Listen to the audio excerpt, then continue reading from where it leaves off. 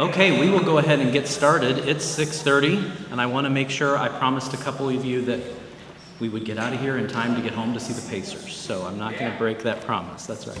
I'm Scott Wyndham. I'm superintendent of Avon Schools, and I appreciate you being here. I want to thank you for coming out this evening. We've shared a lot of information over the last few days and weeks, and I really appreciate those of you who take the time to come out, to learn, and to engage with us. This is a really important conversation for our schools and for our community. So tonight you'll get to hear from me, you'll get to hear from Sheila Glass, our CFO, who will introduce herself in a few moments, as well as some other staff members and financial consultants. I also want to acknowledge that we have a couple of school board members in attendance. This is not a school board meeting, so by law we can't have more than 2 of them here. However, they know how important these conversations are and wanted to be sure they had representation at our meetings. So tonight we're joined by Mike Langford and Cindy Simmons from our school board. We've spent the last few weeks digesting the impact of the last legislative session. There were several negative aspects of this session for those of us in public education. One of those impacts is related to the timeline for our operating referendum. So you'll see on this slide our vision as a school district. We start every school board meeting with it. I start every presentation I do with this vision because it drives everything that we do, and the referendum has just been critical to our continual progress towards this vision. This QR code will lead you to our website where we have placed information about the referendum, about the 2018 referendum. So feel free to scan this and refer back to it. We presented a great deal of information at our June 9th school board meeting. Tonight, we'll repeat some of the most important aspects of that discussion, but we didn't want to spend time restating too much since all of that information from the 9th, including a recording of the entire presentation and the PowerPoint slides, are all on our website, so you can access that there. Our intent tonight is to provide an overview of the referendum and the timing of the referendum renewal, and also go into some details about school finance. We have some of our financial consultants here that guide Avon Schools to share as well. And at the end of the presentation, we'll have an opportunity for you to gather in small groups and share input and questions that will help guide us in the coming weeks. So yes, I'm talking to you tonight as the superintendent here in Avon, but the reality is my family moved here in 2007, long before I worked for Avon Schools. And we moved here because of the schools, like many of you. We moved here before our daughters were in school because we wanted them to be in Avon. My oldest daughter on the left started kindergarten in 2010 and graduated in 2023. She's studying to be a speech-language pathologist and had so many educators pour into her. She was a part of Mr. Clark's work-based learning program at Avon High School her senior year. That program did not exist before the 2018 referendum. She got to spend an entire semester with a speech pathologist, and that set her on her current path. My youngest daughter on the right started kindergarten in 2012 and just graduated a couple weeks ago. She has a real strength in math and had teachers that pushed and challenged her, like Mrs. Taylor, all along the way. And this set her up to take 17 AP classes at Avon High School because of the incredible course offerings that we have there. She wants to major in business, finance, economics, and she's well on that path because of the education she received. In getting ready for my daughter's open house here recently, we found her class pictures from elementary school. It was a reminder to me about how the referendum impacted my family, my own kids.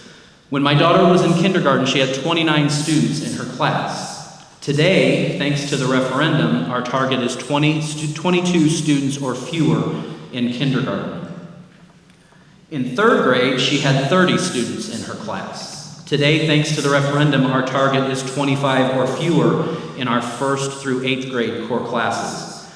So this conversation is about our students and about their experiences. I've certainly lived this as a school administrator, but more importantly, as a dad.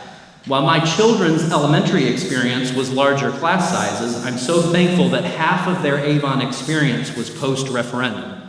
They got to benefit from smaller class sizes in intermediate school and middle school and incredible courses and programs at Avon High School. If you wonder about the difference between 29 students in kindergarten and 22 students in kindergarten, just ask a teacher. The difference is huge. One of the handouts you received when you came in, and if you didn't, you can go back out to the foyer there, they're on a table, is our referendum progress report. Since 2018, at least once a year, we update this report because we pledge to be transparent with our tax dollars, and we don't take for granted that our community entrusted us by agreeing to pay more in 2018 in property taxes to support our schools. So our theme that you'll see on that progress report is promises made, promises kept. We highlight how many positions are funded at our different levels. We made a promise in 2018 to reduce class sizes, and there are 142 more teachers in our district today thanks to the referendum. That's how we've been able to hit our class size targets. Prior to 2018, you'll see on there, we've also focused on teacher pay. Prior to 2018, our starting teacher pay in Avon was the second lowest in our comparison group of other like school districts. Now, we're the second highest. We've also increased teacher pay for our mid-career and veteran teachers to reflect our commitment to teacher retention. We know the single best thing we can do for our students is to have a great teacher in every classroom, and competitive pay is a big part of that. We've also focused on opportunities and supports for our students. So we added instructional assistants, school resource officers, extracurricular activities, and 100 clubs at our secondary schools to give more opportunities for our students. Those additional clubs that we've added have impacted over 3,500 students just this past school year. In addition to emphasizing to our community what we would do with referendum funds, we also indicated what we would not do. So we pledged in 2018 that referendum funds would never be used for buildings, for technology and equipment, and for administrators. So in 2018, we mentioned a lot. The referendum would fund instruction, not construction. And we've held true to that promise since 2018. We also pledged to only collect what we needed to meet the referendum priorities, and we've never collected the full amount the voters approved. And in fact, we've dropped the tax rate 32% since 2018. If you flip over on the back of that referendum progress report, you'll see several areas that highlight the successes that we've seen since 2018. So this slide highlights our performance on iStep and iLearn. There's a lot of educators in the room. We all know that standardized testing is not the only measure of student success. It's not even the best measure of student success, but it is a measure for our students. As our class sizes increased following a failed referendum in 2011, our state ranking on iStep and iLearn dropped. As our class sizes improved following a 2018 successful referendum, we've seen steady growth and are back in the top 10% of Indiana school districts. Our mission in Avon is that all students belong, learn, and grow. You'll hear me say that a lot. All belong, learn, and grow. And for us, that all truly does mean all. So on the previous slide, you saw that we're the 29th highest achieving district. Of the school districts ahead of us, only one, Speedway, has a higher rate of free and reduced lunch and multilingual students than we do. Now we know students who are free reduced lunch or students who are new to the English language are just as capable and just as smart as every other student. But we also know from research they need more support to be successful, particularly passing standardized testing. Like us, Speedway also has a referendum that prioritizes smaller class sizes. So with that, I'd like to bring up Mrs. Lori Taylor and give the teacher perspective. Lori's a longtime Avon educator. She has been a teacher in Avon for 29 years and a proud parent of 2 graduates from Avon High School. Mrs. Taylor. Thank you for choosing Avon. As Dr. Wyndham said, my name is Lori Taylor, and I've taught for Avon for 30 years. So if you do your math, I started here in 1995. Not only that, well, that also means that I taught here in the last century. So what does that say about me? I started teaching when I was 12, just kidding. Not only that, Avon wasn't my first place to teach. I have also taught in Indianapolis Public Schools, and I've also taught in Twin Lakes School Corporation, which is in Monticello, Indiana. As you can see in front of me, I'm proud to be a teacher. Now, let me rephrase that. This wasn't in my script. I'm proud to be a public school teacher. And I want our public schools to not just survive. Ladies and gentlemen, we need them to survive and thrive at the same time. So why do I have 32 books? It's my prop. It's my proud 32 years of teaching. Why do I wear my ACSC pins? Because it's my 20-year pin and my 10-year pin, and I keep them in very special places, in my office, in my home, because I'm proud to wear black and gold. 30 years ago, Avon, I'm just going to share this with you, because probably a lot of you aren't originally from Avon or didn't live here in 1995. 30 years ago, the most popular restaurant, anybody know who lived here 30 years ago, was The Oven. Monty's Market is where I went to get my groceries, and the Cunninghams opened their second restaurant where Opa is. It was called Chillin' Grill, and it was the local Avon hangout. Can I see a show of hands? This wasn't in the script either. Of people that remember that? Okay, all right, fantastic. 465, I lived in Fishers at the time until 18 years ago. Yes, I commuted all those years to Avon. I don't know what I was thinking. To get from 465 West to the only Avon Middle School at the time, which is where East or Evergreen is now, would only take 10 minutes, believe it or not. I mean, when they built that Meyer, we said, there's going to be a stoplight going on Rockville Road. Next, where did we hold our beginning of the year teacher event that the superintendents hold every day for their motivational message for teachers? Well, we held it in our brand new school. It was at Dan Jones, and I believe that's 100 North. It was called Sycamore Elementary, and all of us fit inside of the cafeteria. It's important that you know a few things about me, and I know I'm being too transparent. And these are all my words, not from Avon Schools. I want to make that clear. I am a single mom. I have been a single mom for 14 years. I know my budget. It's tight. It's just me. It's just my teaching salary. I'm sending 2 kids to college. I know my property taxes. I know they've gone up. But I know my property taxes. You better believe I know what I pay in the fall, and I know what I pay in the spring. I know my assessed value. And I want to admit, I'm fiscally conservative. There's no other way I can be. I don't have another support income. As I said, we moved here from Fishers 18 years ago when our daughter was diagnosed with low-functioning autism. Riley Children's Hospital told us, if you have a special needs kid, this is the place to be. We moved immediately. We also knew that we couldn't get to Fishers in time after our school because we both taught in Avon. We couldn't get to Fishers back for all of her therapy services. There should be a developmental school picture. You know how scary it is putting your 3-year-old on a bus? I should have never had to have gone through that. But Avon Schools Developmental Preschool helped her grow. And her OT, her PT, her ST, her DT, they all worked with her and gave me a break.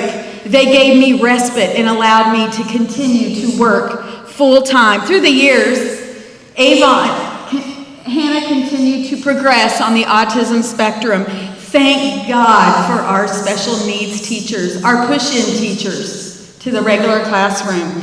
Through the years, as Hannah progressed on the spectrum, with supports, she graduated from Avon High School in 2023. She is now at Purdue with a 4.0, studying animal science to become a research veterinarian. But not only that, when I met with Purdue's Developmental Disability Center, I said, "Are you going to follow her IEP?" Knowing I had no power in a Big Ten school. And they said, "Oh, she's from Avon High School. They write ironclad IEPs. Of course, she'll get her accommodations." And she has, or she would never have that 4.0. I also have a son that just graduated this spring, and he has quite the personality, as you can tell. He knows no stranger, and he loves the social life, and he graduated with a 5.4, I believe, and was valedictorian of his class. Very proud of him. He said that I needed to say this tonight after he edited my speech. He said that Avon's district-wide focus on the related arts allows an individual to not only grow academically, Mom, but socially and physically. So Connor participated in all the marching band, Avon Marching Black and Gold, the indoor, the outdoor, all the concert bands and symphonies. My second greatest passion now, what you're here to learn about, is teaching. The magic that happens in our classrooms. An insatiable thirst for teachers to impart knowledge to kids. Being right in the middle of a group of sixth graders, only sixth graders, 11 and 12-year-olds, is where I love to be. That's my passion. The three best practices that Avon has put in place, according to my experience in teaching and my research, are the three of the following. These practices need to take place in order for teachers to perform their best. The first one is class size. Building relationships with time in groups and with individual students. Next, support staff. Support staff being MLL teachers or instructional assistants or special education teachers that push into the regular class to help us with the students that are having some problems. Next is success in clubs and outside activities. Kids finding their niche and where they believe that they fit in. We all want our kids to find our passion and to feel like they belong, that they fit in. As Dr. Wyndham said, Avon's motto of all belong, learn, and grow only happened due to Avon's 2018 referendum. I don't think if people understand, as I've seen on social media, I just want to say that referendum ends, and it ends in 2026. So what we've been comfortable with and what we've been allowed, that ends in December of 2026. That's important. This is not a second referendum on top of the first. That is not, and everyone needs to hear that. That's not what this is. This is to allow what's happening in our classroom to continue, and what a successful 24-25 year Avon had. 2011, I think Dr. Wyndham read my mind on this. 2011, this was my son's, he went to Cedar, not Hickory, so this was my son's class. Annalise Coombs had 31 students in her class, and she had one aide that rotated between 3 teachers during the day. That was with the failed 2011 referendum. This was my class on the next slide, and my teaching partner's class. So we had 32 and 31 kids. I don't know if they're all pictured right now, but we had 32 and 31 kids in our class. I hear on social media and at Bridgewater Pool, which is the subdivision I live in, I hear parents say, "Oh, are they going back yet? Are you ready for your kids to go back to school?" Think about it, 32 kids, I don't care the grade, in one classroom with one teacher for 7 hours. I'll never forget the day in 2011, in the spring, because I was there, the teachers that our principal, Scott Raftery at the time, had to deal to our teachers that had just lost their jobs. I wish I could mention one individually, but I know that that's not allowed. She was good. And we helped her a whole year be the best that she could be as a first-year teacher. And now a neighboring school district has valued her for 14 years when we let her go. It was a dark time, though. Avon was exploding. The referendum failed. I had to turn to direct instruction to teach because I was teaching to the masses. That's not conducive to clustering for differentiation, and forget individual instruction. With 32, I have IEPs, I have 504s, I have safety plans in my classroom. That's the law, and I'm a rule follower. The academic needle wasn't moving in the right way, as Dr. Wyndham showed you, and our test scores showed it. You want to talk tax property? You want to lower it? That's what would happen with failing schools. All I could do was maintain order in my classroom. You didn't feel wanted as a teacher. I'm not talking about the administration. That's not what I'm talking about. I'm talking about the population, the community. You didn't feel wanted as a teacher, and as a parent, you were thinking about moving. Folks, that was 14 years ago. The successful referendum of 2018 gave us smaller class sizes and more support. And that academic needle has improved, and our test scores has improved. He showed you evidence. However, our needs in 2025, and I could say this because I've been here forever, have even more challenging and different. We have MLL that either don't speak English, students that don't speak English, or it's not their primary language. We have more IEPs and 504s than ever before because doctors are better at diagnosing. It's the law. We strictly follow the plans. We have students with mental health struggles that have safety plans. This is the hard reality that I probably shouldn't be speaking about. But this is what we do, and it's not one demographic. It's all of them. It's Avon. We have safety plans that a teacher has to follow while he or she still has 24 or 25 kids in a class. We still have that safety plan. We still have to make sure that kid doesn't or isn't exposed to. We are expected to juggle all, and I'm not even including behavior challenges. It's summer. I don't want to discuss those. I'll cut this off right now. Our 2018 referendum allowed us a smaller class size, most important. We hired 142 teachers, as Dr. Wyndham said. Due to the referendum, I've never maxed out at my 25. Last year, I believe, Mr. Edick, we had 23, if I'm correct, in both of our classes. I teach math. Such an application. It's an algorithm. The kids have to know the process. You can't do individual instruction, differentiated instruction, cluster with 32 kids. You just can't.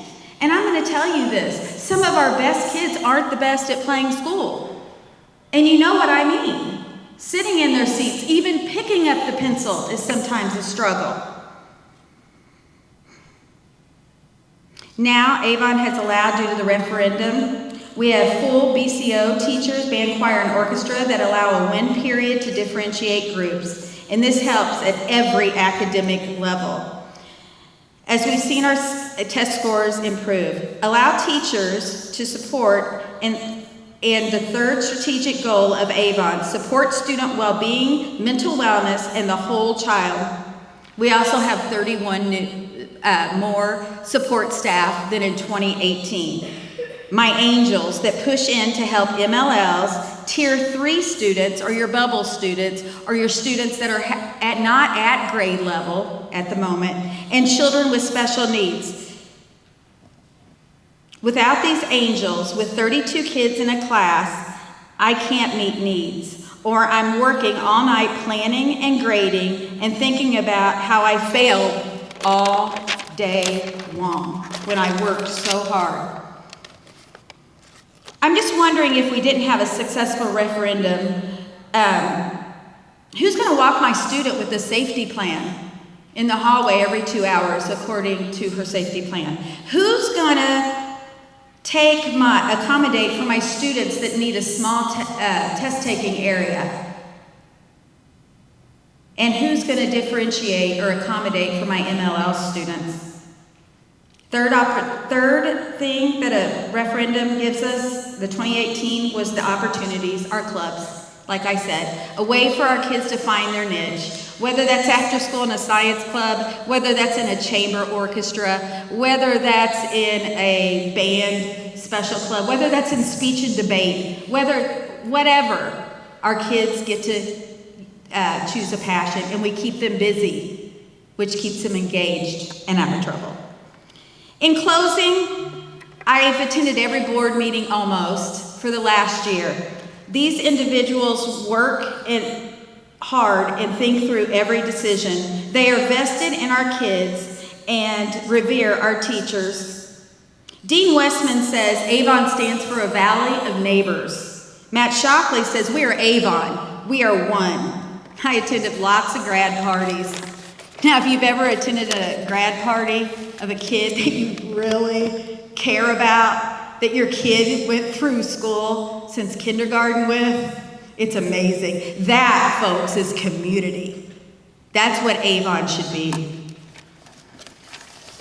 I'll leave you, once again, as I'm a teacher, I'm gonna leave you with what was actually my anticipatory set, which was a would you rather question. So I want to ask you, while you're thinking how to promote the referendum if we end up having one in 2025 and 2026, I'm going to ask you this. Would you rather allow public education to underperform due to constraints our state is choosing, or would you rather be part of the narrative? As Dr. Wyndham says, we'll be making our own narrative of continuing strong schools which build strong communities. We don't want to win referendum. We didn't choose to do this. The state has forced us to do this. And I hope you understand how the laws have changed and how many laws have changed lately. Let's have a positive attitude. Let's inform people that are misinformed. Thank you. I'd like to introduce Sarah O'Brien. Sarah's been a teacher for 22 years in our district and is also the parent of a recent graduate that just crossed the stage here a couple weeks ago, as well as another student as well. So here's Sarah O'Brien. Good evening. My name is Sarah O'Brien, and I have been a teacher in this district for over 20 years. I've had the privilege of working in 2 of our elementary buildings, an intermediate building, and I am able to start my journey at this particular middle school in the upcoming school year. As Dr. Wyndham said, I am also a parent. My 3 kids have all come through the Avon school system. My oldest just graduating this past spring. So when I talk about our schools, I'm not just speaking as a teacher, I'm speaking as a mom, I'm speaking as a neighbor, and I'm speaking as someone who has seen this community through both hard times and the hopeful ones. It's a humbling experience to be a parent of a high school senior and to walk through the process of that transition outside of the K-12 system. One of the most powerful moments for me was while recently taking my son on his college visits. He's a musician, and he's hoping to continue playing at the collegiate level. As we spoke with some of the university music departments, something consistently happened at each of those visits. We would mention that we were from Avon High School, and every single person we spoke to would say, "Oh, Avon High School, that's a really good program." That kind of recognition doesn't just happen, though. It's something that happens as a result of a community that makes a choice to invest in its students. Now, my son did well in school. Avon prepared him well, and I'm proud to say that he is heading to Rose-Hulman to study engineering in the fall. He's had amazing educators along the way, and they've given him every tool that he needs to be successful in this journey. But it was the Avon Orchestra program that motivated that boy like nothing else. The smile on his face when they were named state champions this year is something that as a parent I will cherish forever. The confidence and joy that the program built was the result of opportunity and exposure to high-quality instruction.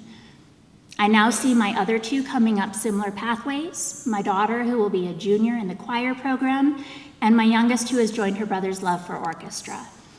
Now, as she enters 7th grade at North next year, I can only hope that she continues to have the same experiences provided to her brother by a community that continues to place value on educational opportunity.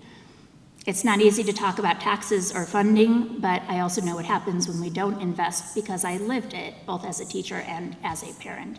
And I've seen what's possible when we make the choice to do so. I remember what it was like before the last referendum passed. Class sizes, to be quite honest, were overwhelming. When we know as teachers that best practice includes small group instruction and constant differentiation of our curriculum, I would watch as my colleagues were defeated on a daily basis because we simply did not have enough hands to do what we knew was in the best interest of our students. We watched while programs were being cut. Teachers were stretched so thin that it often felt like we were just doing what we needed to do to survive the day. But then the community said yes, and we were able to watch as things started to change. Because of the past referendum, we were able to lower our class sizes, and that made a huge difference. More of our teachers had the capacity to actually sit with our students and figure out what they needed, not just academically, but also socially and emotionally. And that doesn't just impact learning, but it impacts the behavior that we see on a regular basis in the classroom. That kind of individualized learning isn't just a luxury, but it's what helps our kids grow into confident and capable people. With referendum monies, we were also able to see increase in student supports with our multilingual students, instructional assistants assisting with differentiated learning that we know is necessary to see that student growth and achievement, and guidance counselors to help make sure that our students were actually ready to learn when they got to us. Our structure included instructional coaches. Those were people in our buildings who helped with teacher growth as well, helping make sure that Avon is a place where educators want to stay. That kind of support is what keeps educators in the classrooms as well, helps us keep getting better for our students on a regular basis. And then with referendum funding, there are the programs that came back in many cases, and in some cases became available for the first time. I think at East, for example, of the student newspaper that we were able to begin, where we were able to partner with local organizations, and students started to write about real issues. They were writing real stories. They learned how to ask questions. They learned how to think critically, how to express themselves. And that's not just preparing for college or a job, it's preparing them to become engaged citizens in the world. So, sharing what I've seen and what I've lived, it's my hope that we can keep building together because our kids deserve it. And honestly, our whole community benefits when our schools are strong.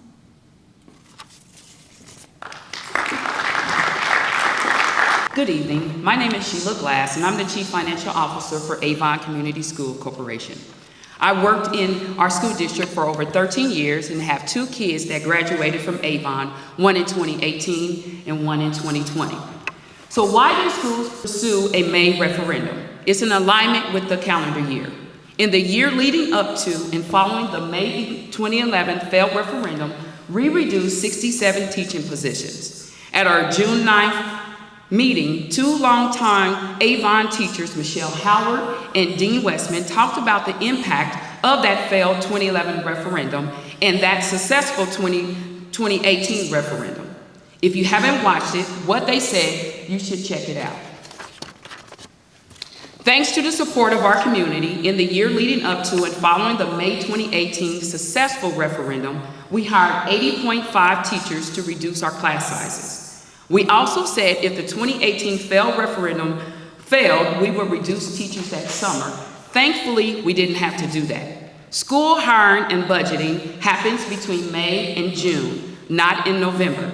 If we have to reduce teachers, state law requires that to be done between May 1st and July 1st. Reductions of teachers can't legally happen in November. Yet, the state still made this change to the referendum timelines and sent it in Road Act 1. We had a plan, However, the Indiana legislators have made any long-term planning in public schools practically impossible. They change the rules for public schools every session. At the end of this session, a bill was finalized, House Enrolled 1427, that allows schools to consider a November 2025 referendum if a school board approves that decision by July 1st. This will be the last referendum to occur not in a general election. Due to state legislation, school funding changed in 2019 significantly.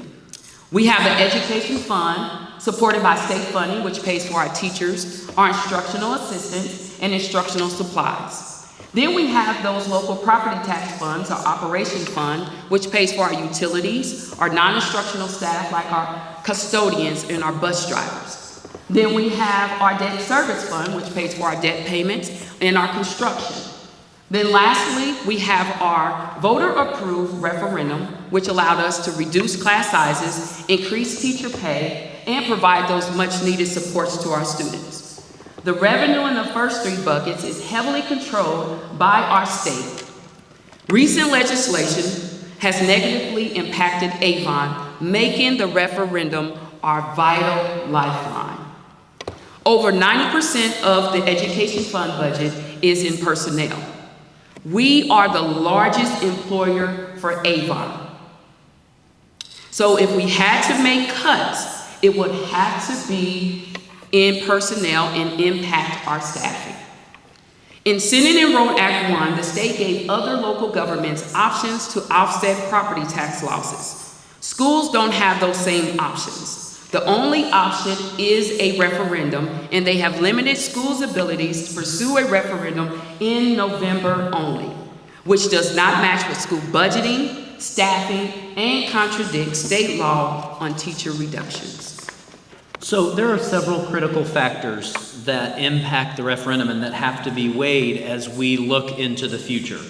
Our focus is always on students first, and you've already heard how the 2018 referendum is impacting our students with smaller class sizes, more staffing, more opportunities, more clubs. There's also an impact on teacher and staff reduction and retention that will obviously be contingent on the outcome of a referendum renewal. I can't fathom, as Mrs. Taylor was talking, I can't fathom fewer teachers, fewer support staff for our students, but that's the reality of a referendum. We've highlighted the state law on teacher reductions and how it contradicts the actions of our state legislature in SEA 1, requiring November referendums even though school staffing decisions can't legally occur then. And finally, everything that we do in the referendum is contingent on funding. So a key factor is when 2018 funding runs out and when a renewal referendum could take effect, allowing our students to continue receiving those supports. So now I'm going to review the timeline options briefly, since we went over those in more detail on June 9th, and the information is all on our website. So the voters approved a referendum in May of 2018, and we immediately hired teachers that summer and additional support staff. The 2018 funding, as Mrs. Taylor said, will run out at the end of 2026. So on this slide, you can see the two approved timelines for 25-26 for a continuation of that referendum. And there really isn't much difference if the voters approve a renewal in November 2025 or November 2026. A November 2025 referendum renewal would end the 2018 referendum a year earlier. So there would be no doubling up of two referendum, and they would not be running at the same time. A 2026 renewal referendum would begin in January 2027 and continue through 2034, another 8 years. So the main difference between 2020 is that 2025 funding would go through 2033, while 2026 funding would go through 2034. That makes sense. You ask the voters a year early, so the 8-year cycle resets a year earlier as well. The biggest difference is if a referendum were to fail. So whether in November 2025 or 2026, a failed referendum would have the same drastic impacts on our school district through staff reductions, larger class sizes, reduced supports, reduced opportunities for our kids. Our district and the supports our kids receive would look drastically different. A 2025 failed referendum would mean staff reductions occur 1 year from now. Schools make staffing decisions in May and June, and state law requires any reductions of teachers has to occur between May 1 and July 1. So in the case of a failed 2025 referendum, our staff would remain in place for the full 25-26 school year, and then reductions would occur next summer. A failed November 2026 renewal would have all those same drastic impacts and lost services to our students, but it also adds a $7 million budget shortfall because of the position Indiana lawmakers have put us in. I know our local legislators advocated for us, and they saw the importance of a May option for renewal referendums. However, ultimately the bill that passed removed that option. If a referendum fails, we aren't legally permitted to reduce teachers in November. We have to pay those teachers out for the last half of their contract in 2027 when there would be no referendum funds coming in. So in summary of this section, as we think about a November 2025 referendum renewal, and it allows those staffing determinations to happen in the summer of 2026, a logical time as schools are planning for the 26-27 school year. It allows us to phase out those student supports going into that school year. 2025 option removes that financial risk that exists of a failed 2026 referendum because of the state timeline on reducing teaching positions. However, a 2025 election would be considered a special election because there's nothing else on the ballot in November of 2025, so the school district would be responsible for the costs of that election. So later in the meeting, we're going to have some time for you to break in small groups and share some questions you would like us to answer in the coming weeks. However, we already know what some of your questions are, so we're going to go through about 9 of them to give you a brief overview of questions and answers that we've already heard, and that way your time when we break into small groups can be spent on some other questions going a little bit deeper. So Sheila will kick us off with this first question. So why have property tax increased in recent years? Tax caps have been in place since 2009, and as homeowners, we only pay 1% of our assessed value. If you've seen significant increases in your tax bill, that's because your assessed value has increased significantly. Avon Schools does not control net assessed value. What we can influence is our tax rate. Our board has been fiscally responsible and has dropped our tax rate. We have dropped our debt tax rate by 21% and our referendum tax rate by 32%. How do property tax caps impact Avon Schools? This illustration represents how much you've had to pay in property taxes pre-2009. The line represents the cap on taxes. The difference is the property tax impact, which are funds no longer collected by local taxing entities. In 2018, our voters were willing to pay above that cap to support our schools. So if you total all of those years since 2010 of property tax caps, Avon Schools has not collected over $102 million. How is state funding supporting Avon Schools? The state completes a 2-year budget that determines state funding for our education fund. We continue to advocate with our legislators to fund to inflation to maintain our services. The gold bar on this slide highlights the percentage increase or decrease of state funding year over year. The red line shows what the inflation rate was and what it is projected to be in the next 2 years. Again, our advocacy to our state legislators has always been fund to inflation. Here we highlighted 3 periods of time where funding from the state was trending below inflation. You can see around 2011, or where the failed referendum was, we had 3 consecutive years of funding that trended below inflation. Now look ahead to the second arrow around where we passed the referendum in 2018. We were being funded below inflation for 3 consecutive years again. And here we are again. We know what the next 2 years of funding will be from the state, and another 3 consecutive years funded below inflation. We are always trying to generate funds and be more efficient. What has Avon done to cut costs or generate revenue to support students since 2018? Before we talk about some ways we saved money or generated revenue for the school district, we also wanted to share how fiscally responsible with referendum funds we have been. In 2018, the voters approved a 35-cent referendum rate. We have never taxed at that full rate. If we had, the taxpayers of Avon would have paid more. Over the 70 years of the referendum, we would have collected an additional $23 million. Promises made, promises kept. We pledged to only tax for what we needed to meet the priorities of the referendum. After the referendum passed in 2018, we didn't stop in our pursuit of other revenue sources. These are all competitive grants that Avon Community School Corporation has pursued since the referendum passed in 2018. Since 2018, we have also pursued cost savings, efficiencies, and other revenue sources to generate funds that enhance our student experience in ways that don't require referendum funds. So any opportunity that we have to generate funds or save funds is an opportunity for us to rely less on the referendum. So on this slide, we've listed several things that we have done since 2018, partnerships and strategic financial decisions. One of the questions I have been asked is, why do we accept out-of-district students this year? And so I'll highlight that because that is a strategic financial decision.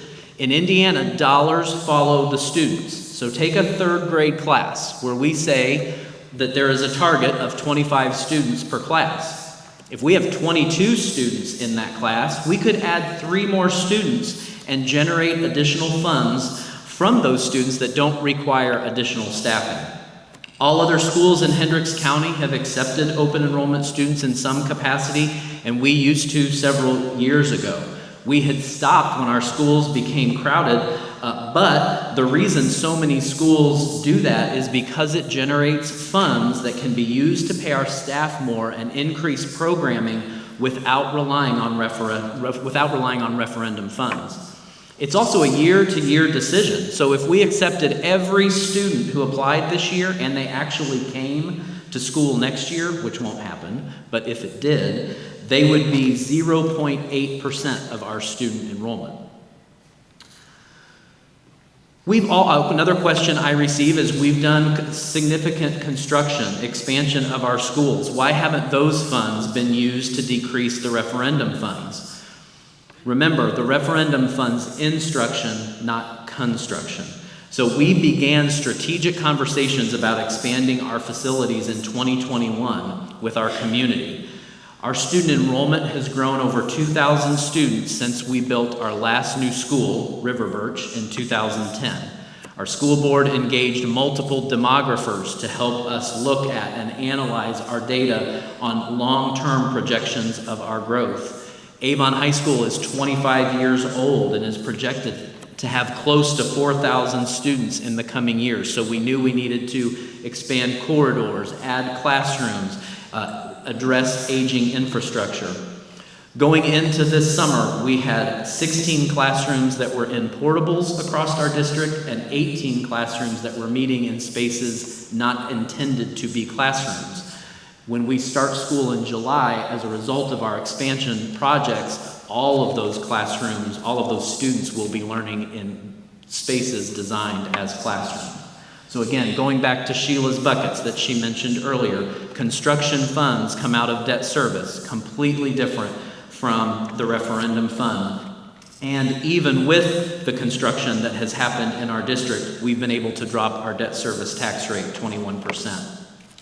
Mrs. Taylor answered this question, and so I won't spend a lot of time on it, but is this a new referendum? No, it is not. State law requires voters reapprove a referendum every 8 years. So no matter what timeline is followed, it would replace the referendum from 2018. How can we verify how 2018 referendum expenses have been utilized? We've given you the progress report that we create. You can also go online. Mrs. Glass and her team in our finance department submit countless reports to the state of Indiana on all of our finances, and that is can be found at that website. If a referendum renewal fails, what positions would be eliminated? Well, I mentioned earlier that whether a referendum is run in 25 or 26, if it fails, our school district would look drastically different. There would be significant reductions in our staffing, since that's what our referendum funds. We won't be identifying specific positions to be eliminated at this time, since there are specific policies that we have to follow, but you can see on the referendum progress report the total number of positions that are funded: 142 teaching or certified positions and 31 support staff positions. How will we determine the tax rate for the referendum renewal? Obviously, I've said it before, our priority is on our students and on maintaining the services that we have through the 2018 referendum. Senate Enrolled Act 1 has dramatically changed property taxes in our state moving forward. So we've been working with financial advisors to understand that and what that looks like over the next 8 years. And these community meetings will also give a chance for us to get additional input. But that's part of why we wanted to invite one of our financial advisors to speak. Before you get to hear from him, though, I'd like to introduce Adam and Casie Clark, Avon parents, and also Avon teachers. Mr. Clark having been a teacher here for almost 20 years, and then Mrs. Clark joining us here just within the last couple of years. So they're going to talk a little bit about the impact that they have seen. And I wanted to address the promises made, promises kept. But before we did that, I wanted to kind of share our story. We love Avon. We really love Avon. We've been here 20 years, and the schools and the community has changed a lot in that time. And to that point, I made a list of all the new restaurants that Avon has opened in the last 15 years. Zaxby's, Wings, etc. I'm not really going to read all of it. The Pacers played tonight. I'm not really going to read all. But after Mrs. Taylor talked about her career, I'm going to pivot a little bit, and I'm going to talk about momentum. So rather than go through the restaurants, I know Grill and Chill did not make that note card. I'm going to talk about Costco. Do you guys remember what we used to, as Avon residents, walk around and randomly stare at the walls, trying to make a selection before Costco? Blockbuster Video. Now we have a Costco. 3 more ways that Avon has experienced momentum. The road expansions. Dan Jones is now 2 lanes in each direction in a lot of areas. Rockville, 3. That was needed. Bridges. Do you know that there used to not be a bridge right over here on 267 on the railroad tracks? And if you got stuck at that light, you were there 5-6 minutes and the traffic would back all the way up to Rockville Road. And then roundabouts. I love roundabouts. I don't love the drivers in the roundabouts, but they're also much more efficient and help with traffic. Costco is here. Ale Emporium is coming. I didn't get to mention that with my my list of restaurants. We have East and Gray coming. Avon has momentum. Similarly, Avon schools have momentum. Mrs. Taylor did such a good job talking about the difference in the failed referendum in 2011 and then the passed referendum in 2018. And I can echo her points down to the point. People that we lost, resources that we lost, programs that we lost. I was also there when the community supported and passed the referendum in 2018, and it was night and day. And we were able to really meet students where they were, give them the supports they need, and watch them thrive. Avon schools have momentum. I wanted to talk about the third point, though, tonight, which is in the promises made, promises kept. The third point was talking about additional student opportunities. My job over at Avon High School is work-based learning coordinator. And what that means is I oversee our work-based learning program, which is our internship program. Students, 12th grade students, are able to leave the campus and report to a career that they're interested in potentially exploring and learn on the job, whether it's a physical therapy office, a dental office, a car repair shop. Hendricks Regional Health has a great partnership with us, and on the list goes, all the way down to trades, including welding, construction, electricians. And obviously there are lots and lots of benefits in learning in the work setting. The main two benefits would be career exploration. Many students are turned on to a career. Other students think, maybe I don't want to go into this career, which is also valuable while you're still in high school. And then the soft skills, the work-ready skills that are gained. When you think about how this generation needs communication skills, needs problem-solving skills, needs all the skills that will help them be successful adults, they're getting that while in high school. When we're talking about providing opportunities to students, I can't think of a better program than the work-based learning experiences that a lot of our students are given access to. And I've been lucky enough to work with over 500 high school seniors in the last few years. Let's go back to the town of Avon. We talked about momentum, and we've talked about how it changed. We're not losing momentum as a town. There's no way that we're going to tear down the Costco and put up a Blockbuster. There's no way that we're going to take this bridge out and put in a stoplight, nor will we do the 3 lanes back down to 2. As Dr. Wyndham and Mrs. Taylor described, it would be tough to see that happen at our schools. Imagine telling the students that the resources that they need are not going to be available to them, or that their favorite aide will not be working there any longer, or that the class has grown by 30%.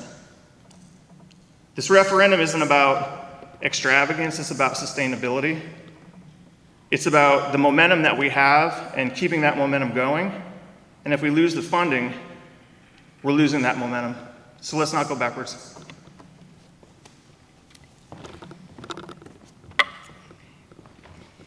Hi, my name is Casie Clark, and I am wife to Adam Clark. We have 3 wonderful girls that you see up here. Our girls have grown through River Birch, Maple, East, North, and the high school. And this coming year, we will have a senior, a sophomore, and an 8th grader. I myself am a teacher. I taught for 21 years in a neighboring school district and was fortunate enough to have a position open up here in Avon where I could join the staff at Pine Tree as a 3rd grade teacher. I just want to share a little bit tonight about my parent perspective, and since that is ultimately what led me to move here as a teacher, I'll talk a little bit about that as well. But regardless of my role, what I can say is that I have seen Avon schools deliver in each one of the referendum promises, and it is imperative that we can keep that going. When I think about being a parent in Avon, one of the first things that comes to mind is the countless opportunities that are offered to kids, not just in the classroom, but outside of the classroom as well. Our girls are involved in a lot. They have definitely taken the performing arts path, and we have done everything from orchestra, theater, show choir, and marching band. These programs are phenomenal. They are well run. They teach kids skills like teamwork, discipline, strong work ethic. The kids are cared about as individuals, and I know that they are learning skills that will last a lifetime. They truly deserve every bit of state and national recognition that they get. This year in our house, we had a state champion as an accents member, and we also had a grand national champion in the marching black and gold. And I'm very proud of them. I also know that these programs would not be what they are without the talented and committed adults who lead them. I'm thankful for the impact that these people have made on our girls and our family. So being a teacher mom is a little tricky because it is almost impossible to not go into school situations and the classroom without having that teacher lens. When you teach all day, every day, and you already know the ins and outs of the classroom, it's just not easy to take that filter off. And so one thing that actually stands out to me, a specific event, was when our youngest had to go to Maple for 4th grade in the last redistricting. And I remember going to back to school night, and I was completely blown away. I know that these teachers had to move. I know that they had to move not just classrooms, but buildings. and I know that the building had been newly renovated. If you've ever been a part of an elementary teacher moving, that is no small feat. It may or may not involve U-Hauls and moving trucks, because that's how much stuff they end up accumulating. But it was Sally Gongwer's class, and it was as if none of that ever happened. Everything was set up, it looked great, the kids, everything was ready to go. But what stood out to me more than that was the focus on instruction. There was a plan, there was a curricular plan, there was a schedule, and it was very obvious that that was a priority, and that's what they were going to do. I remember going home and sharing that with Adam, and he was like, duh, that's why you need to come work in Avon. It's the guaranteed viable curriculum. And that is true, and that was a testament to how this district is committed to consistent instruction for all students and making that a priority. That was actually just the push that I needed to make the move myself, and I was so lucky to be able to join Pine Tree just 2 years ago as a third grade teacher, and I got to see this focus on instruction firsthand. I can honestly tell you that the professional learning community, and when I say that, I mean the group of professionals and teachers that are working together towards student learning and student achievement, is second to none. It is an all hands on deck approach with everyone wholeheartedly committed to making sure that students are learning at high levels. Our staff is dedicated to serving all students, setting goals. We're constantly making plans and reassessing plans and just doing whatever it takes to make sure that we reach all students, and I am so proud to be a part of that. The last point that I just want to touch on is class size. Studies show that there is a correlation between small class sizes and student achievement, especially in the early grades. I think we know that. So when we have these solid structures in place, it is important that we are doing what it takes to maintain environments that will keep that effective. When I think of class size, I think of two important aspects. One is the physical, literal class space. Classrooms are only so big, they can only fit so many kids. And I know that in the past, not in Avon, but when I've had class sizes of high numbers, even over 30 kids, something small, like even where to put their backpacks and coats, you have so many cubbies in a classroom, and you got to get creative when you have those really big class sizes to figure out where to put that stuff. That doesn't feel good as a teacher or even as a kid to have to figure out a place to put their stuff because you just don't have enough room.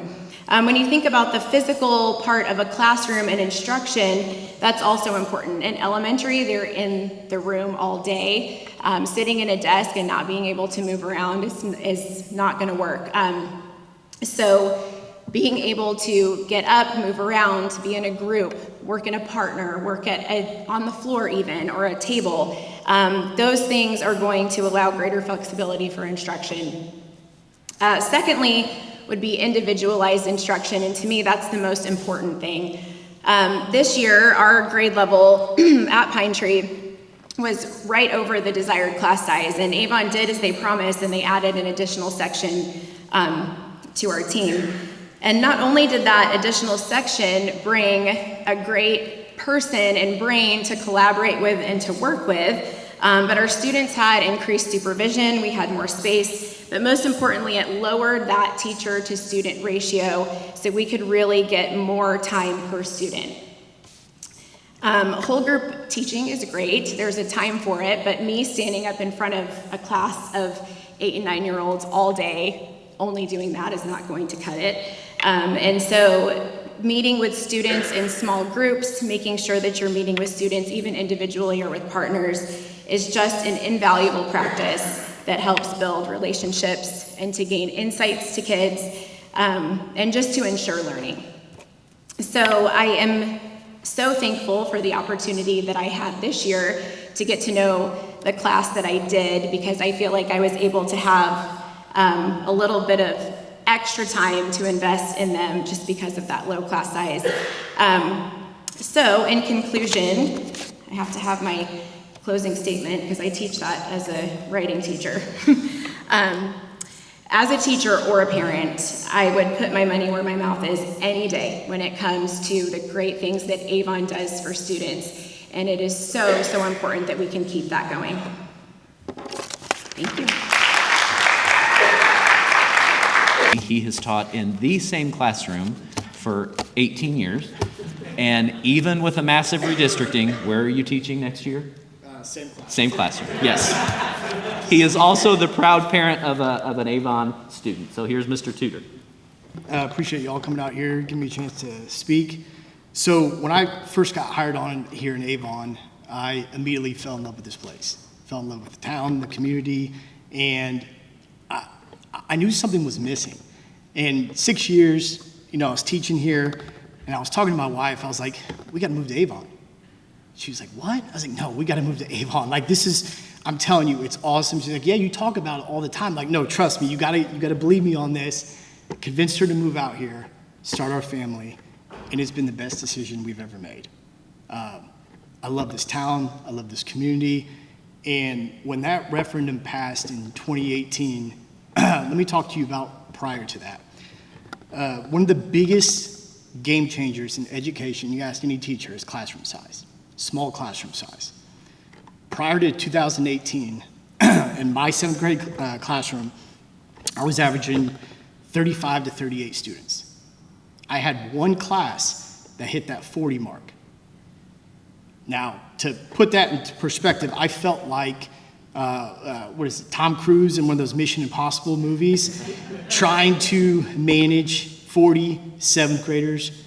And you just felt so bad for the students. Sometimes I'd drive home from work and just be like, I'm failing these kids.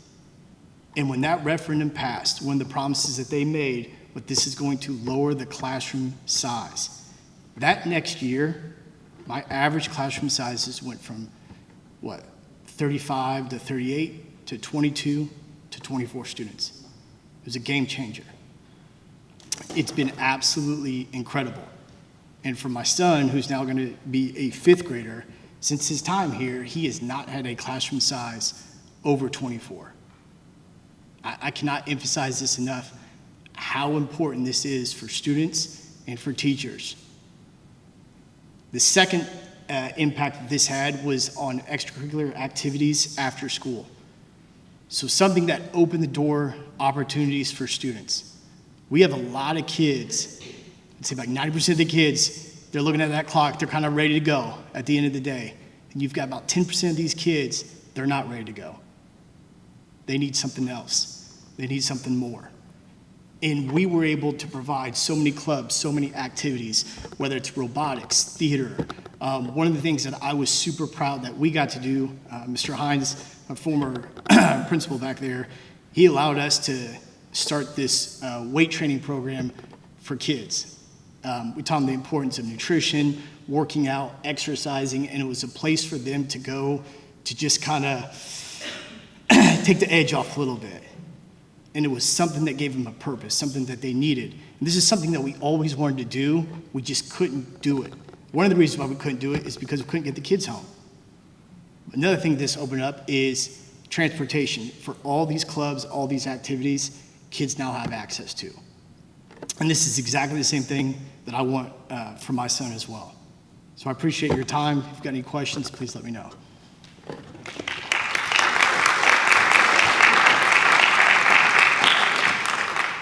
So before we break into groups to get some feedback from you, we have mentioned Senate Enrolled Act 1 a few times. It was a very significant piece of legislation that passed that changed property taxes and changed the entire impact of property taxes on all local units of government. So Barry Gardner is here from Policy Analytics. He's the Director of School Services, one of the financial consultants that helps us navigate all of this changing legislation. So Barry's going to go over with you, just so you can hear from his perspective, how some of the changing laws have impacted what we can expect with our property taxes going forward. And then after he's done, I'll come up and give you some directions, and we will break into some small groups.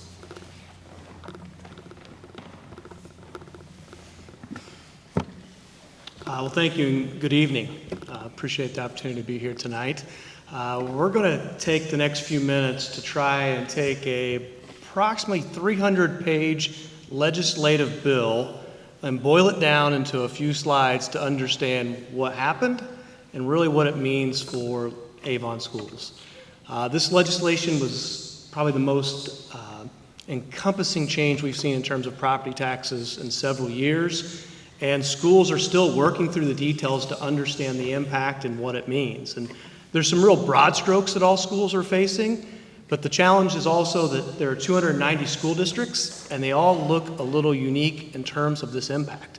And so tonight's just a chance to maybe help shed some light, maybe translate it a little bit, and help you understand why the district is maybe having to operate a little differently in some of the questions and requests that may surround the referendum. Three really broad strokes that we are seeing when it comes to Senate Enrolled Act 1 is that we know it's going to have impact on local tax rates. It's going to have impact on tax levies or the revenues that schools generate. And it's going to have impact on what it looks like for you as a taxpayer. Okay? And so all three of these are things schools are facing really across the state. It's important to understand, and I apologize because as much as I love this stuff, I realize we're going to get in some weeds that really don't probably make sense. We often say sometimes in school finance, 2 + 2 = 5 or 3 or 2.5, and we don't often, it's not easy to understand why, right? And when we boil down at least property tax revenue, and that's important, we're speaking really tonight about property tax revenue, not the dollars that come from the state or the per student funding that Dr. Wyndham mentioned. And if we could boil it down, we first talk about net assessed value, okay, and that is the value after deductions on every piece of property in the community. We bring all of that together, and then the simplest math problem we can really come up with is we take that assessed value times that whatever that tax rate is, and that generates our revenue.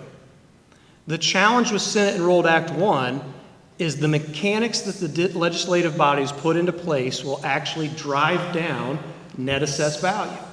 And when we drive down net assessed value, one of the results is we're going to drive up tax rates. The second result is we're going to impact revenues for school districts. And that's what we're going to start to see in the Avon data tonight as well. A couple of real highlights on the mechanics of the bill.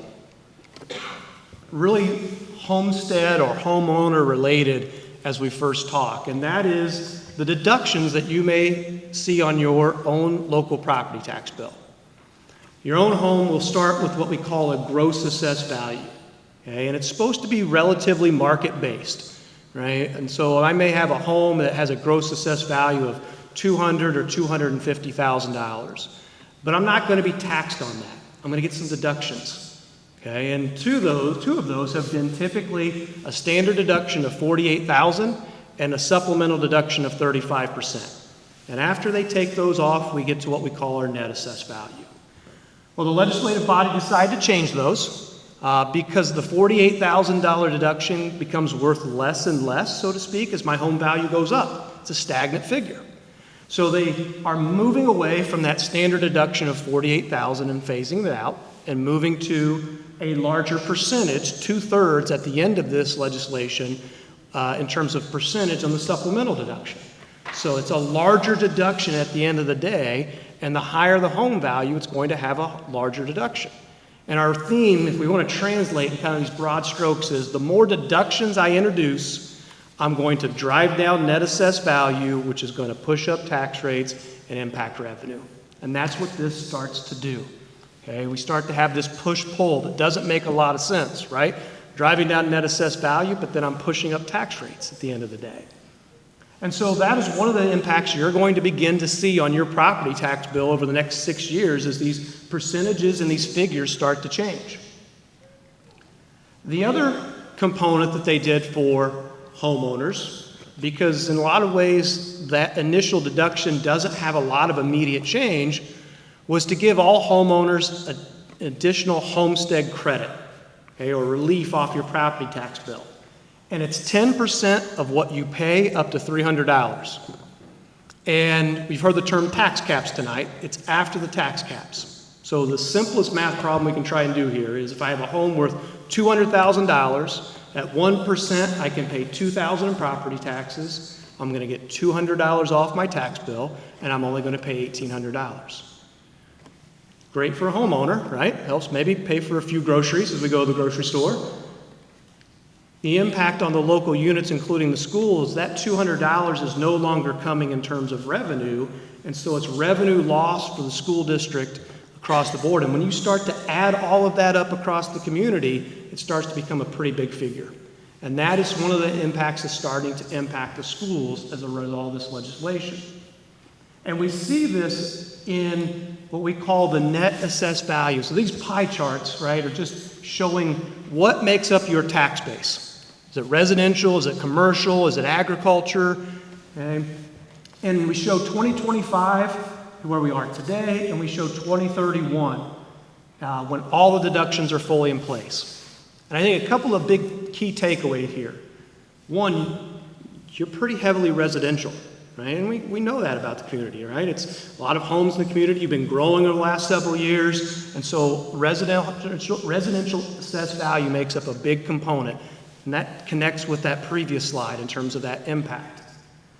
The other piece is they've changed some other deductions for other groups. So in this you can see personal. It's what we call business personal property or equipment side of businesses. They've given deductions for that. Their piece of the pie gets smaller.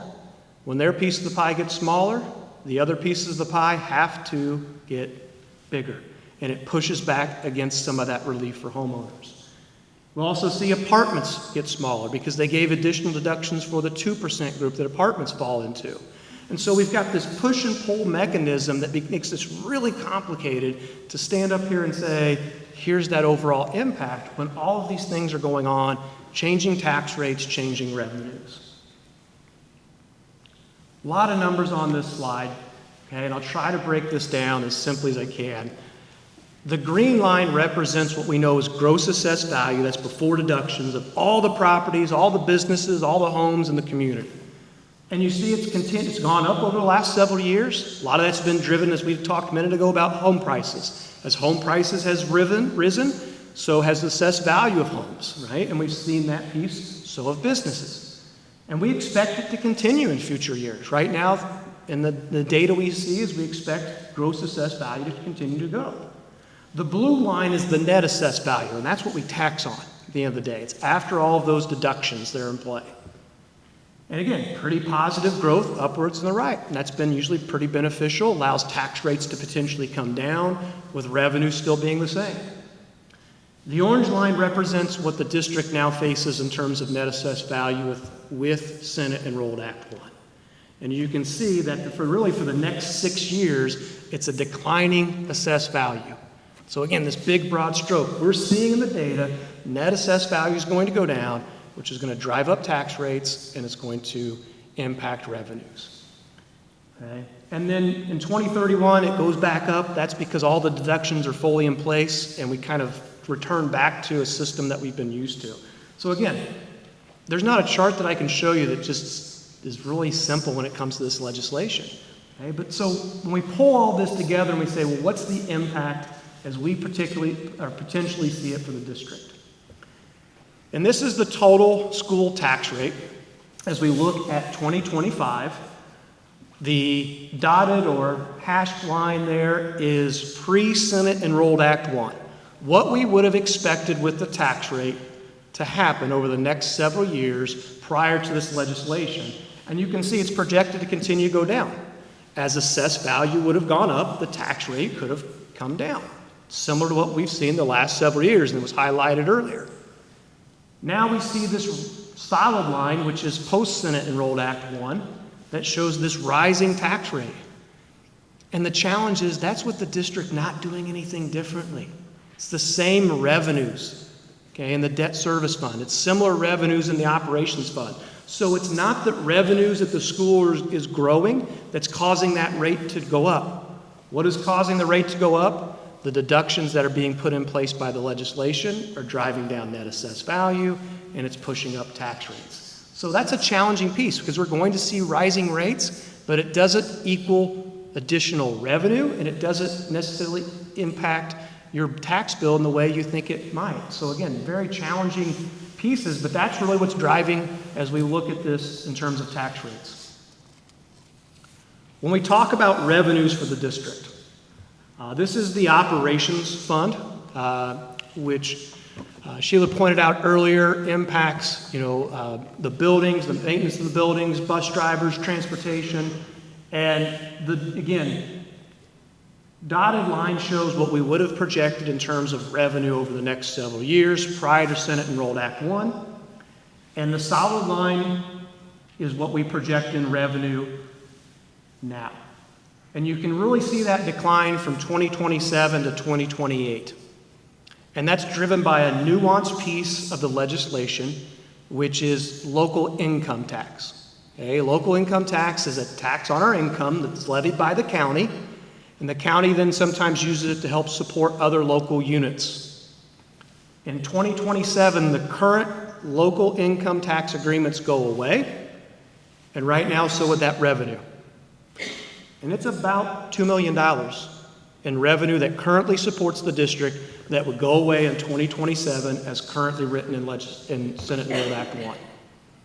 And so as we see, we've now widened that gap between what we would have hoped to have in revenue versus what we see against what we know will be rising expenses, inflationary costs, and so forth. And so that's where we start to see the impact start on the operations fund in terms of revenue.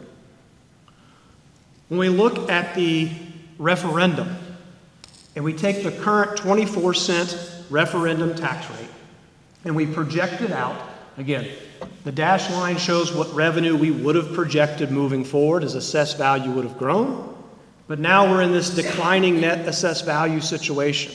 So 24 cents will now generate fewer dollars each year moving forward until 2031. Okay? And so again, declining revenues against rising potential expenses on top of what we're seeing in the operations fund is what we really see the impact of this legislation. And these are the challenges the district is facing as they look to plan and move forward with this renewal. And we're going to dive into this because this creates a really new set of understandings around the referendum rate, what it looks like, what it means, because of these mechanics of a rate generating actually fewer dollars in the future.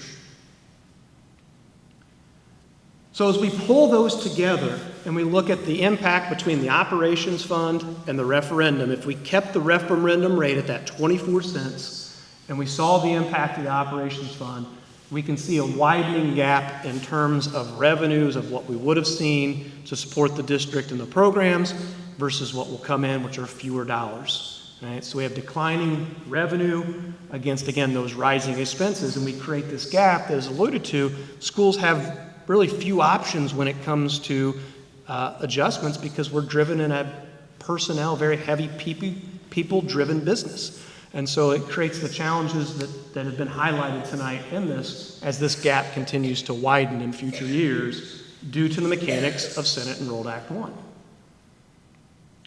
So what's this mean for the referendum, and what's the district having to consider and face as they look at this potential renewal and they look at what is that appropriate rate for the district? This line, and you're going to see, we're going to start to stack some lines as we move forward, try to build towards the end here, and then talk about this impact for the district. The green line here represents the current referendum expenditures as we see them today in 2025, and then projected out over the next several years as provided by the district. And the projections include an annual 3% inflationary growth factor, which we would see as we're continuing to try to give salary increases or utility costs go up or all the different pieces that's going to help support. We're going to expect costs to go up. As Sheila highlighted already, we've seen some really high years of inflationary costs the last several years. We would expect some of that to continue, and so that district has appropriately modeled those in. So we kind of look at this a little bit as a needs kind of situation. But then we have to factor in Senate Enrolled Act 1. And we have the impact of that homestead credit that we talked about at the very beginning, that 10% off, comes into effect potentially in 2026 into 27, and it's dollars now that the district won't collect, which increases, honestly, the need of the referendum expenses or dollars.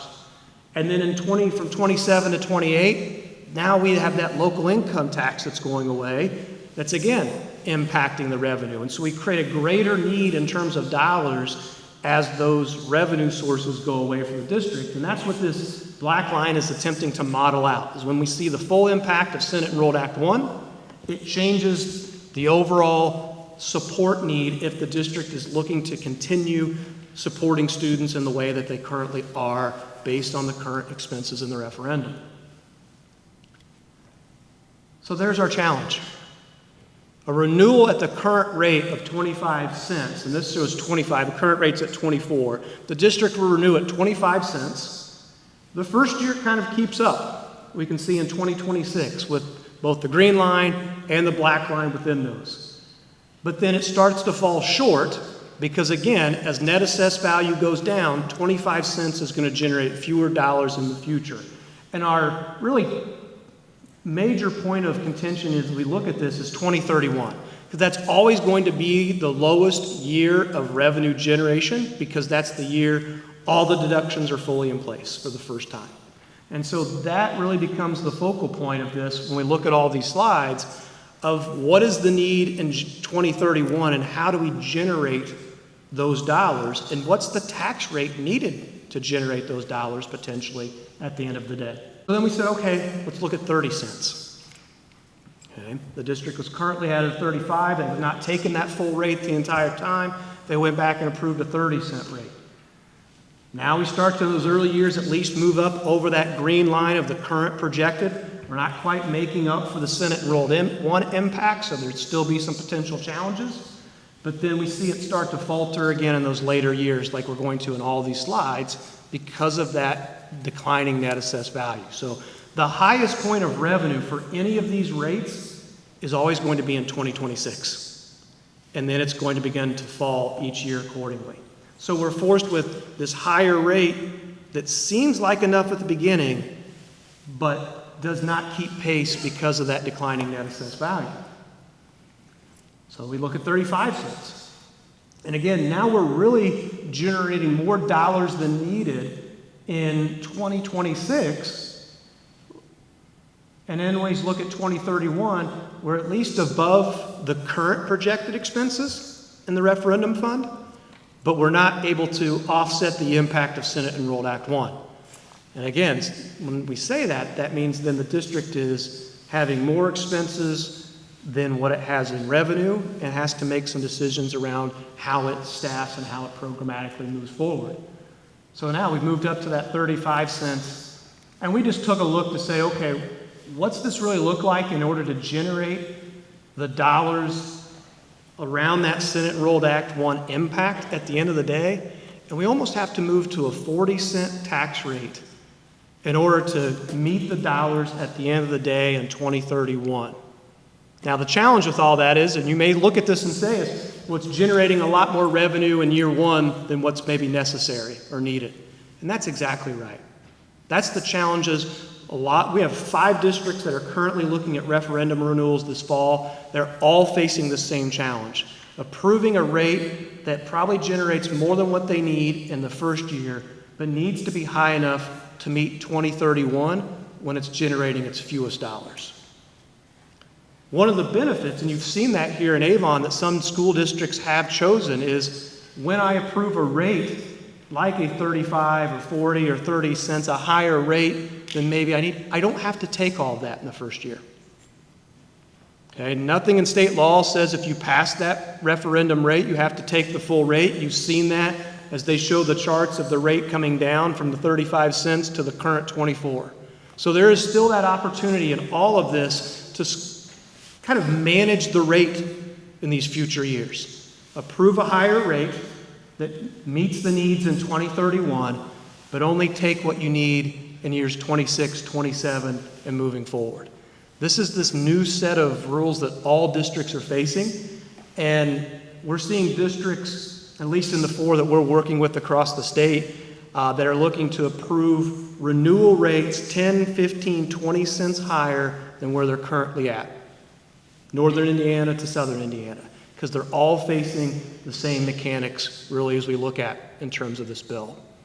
And so that's really the new challenge for school districts is what's that appropriate rate and how do you manage that over the next several years? And that's some of the data we've been providing the school district to consider as they've navigated this whole new landscape that Senate Enrolled Act 1 has created. And so let's talk a little bit about impact. What does this potentially mean on a median homeowner in Avon in terms of tax liability or what you pay, right? And what these dollars represent are the change in liability, right, or what I would pay in taxes from what you currently would pay in 2025. Okay, so if we start down at that 25-cent rate, if that was to be passed, it would be an extra $17 in 2026 in your tax bill, right, due to this referendum, right? And makes sense because you're right at 24 cents right now, so it's just a small increase. As we go up, obviously that increase becomes larger, but we get back into that piece of if I approve a 35-cent rate, I don't necessarily need all of that, so maybe I'm only taking the 25 cents in year one because that's all the district needs. And so the impact could vary based on those years. The other piece I think is important is 2026 is going to be, at least in this current, when you look at the rates individually, the high water mark in terms of impact. Because the mechanics of the bill are going to drive down your personal net assessed value, and it does. It drives down the impact of the referendum, which is a whole new factor when we talk about referendums here in Indiana. And so again, the district has had that 35-cent rate, has managed to what they need, and that's what you're hearing the conversation across districts. We're going to manage to a potential need and only take the rate necessary within that given year. It just may have to fluctuate from year to year as we move forward. Last slide, and I know there's a lot of numbers on this piece, and we typically don't like to show a lot of numbers, but in full transparency, what Policy Analytics has attempted to do is to take a median taxpayer bill and say, this is what it looks like in 2025, and this is what it could potentially look like with the result of the referendum in 2026. Okay? So I'm going to walk through a few pieces within this. Homestead gross assessed value, again, that's the assessed value before deductions. You see it goes up a little bit in 26 because we expect gross assessed value of homes to grow a little bit. Market values are still increasing, so we would expect that. Okay? You get your deductions coming off, your standard deduction, your supplemental deduction, and the gross tax liability including current referendum is what the tax bill would look like in 25 and 26 if they kept the 24-cent rate. If we kept things status quo, that liability would go up slightly. There's a local income tax property replacement credit that you receive in terms of a deduction off your tax bill. You don't pay the full amount because you're capped at the 1%, so we have the circuit breaker, keeping that from the property tax piece. And then there's this new post-circuit breaker credit. And that's what we kind of talked about earlier. That's the 10% up to $300 that you would receive off your tax bill. That is factored into this as well, showing the impact of that.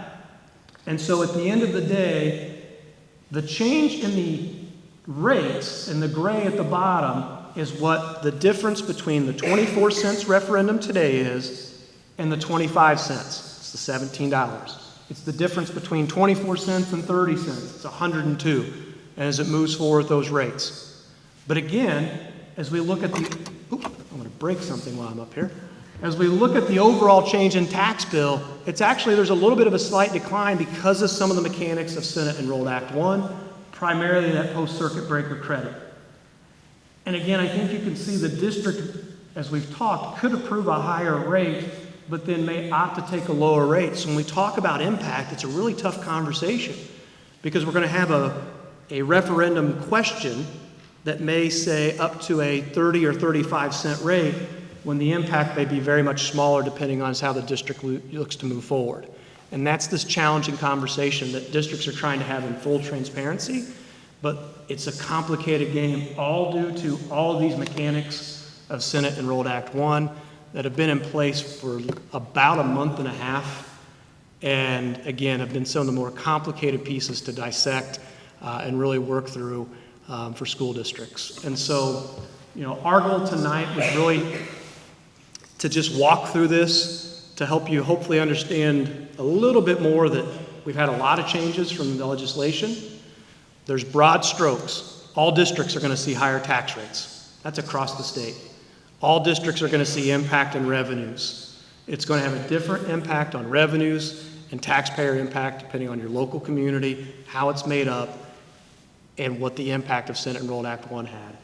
And when it comes to a referendum, it's become a very complicated game that we're going to have to navigate, and you're seeing districts have to ask for a higher rate and look to manage that over the next several years.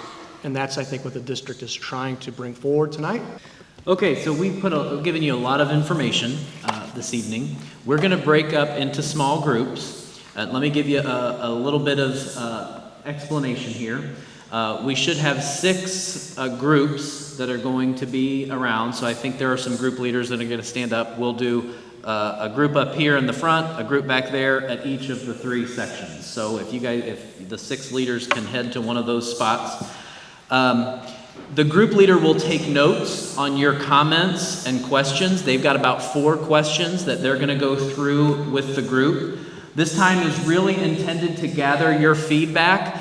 These folks certainly aren't experts on Senate Enrolled Act 1, so it's not really a question and answer. More, they're going to take notes on what your questions are, what your concerns are, and help us know what we need to be prepared to answer in the coming weeks and put on our website. When we are done, we'll take about 10 minutes in the small groups, and then when we come back together, the group leaders, one of the group leaders will come up and report for each group. But to be mindful of time, they'll be looking at their list and they'll be crossing off things that have already been said. So we won't hear the same comment multiple times. So that will allow us to stay on track and get you home to watch the Pacers. And then all of the feedback on these forms will be compiled and will be addressed on our website and shared with our school board in the coming days. So you have you can choose where you go, at the front or the back of each section. Look for somebody waving a yellow piece of paper. They're the group leaders, and I'll set my timer for 10 minutes and then we'll come back together.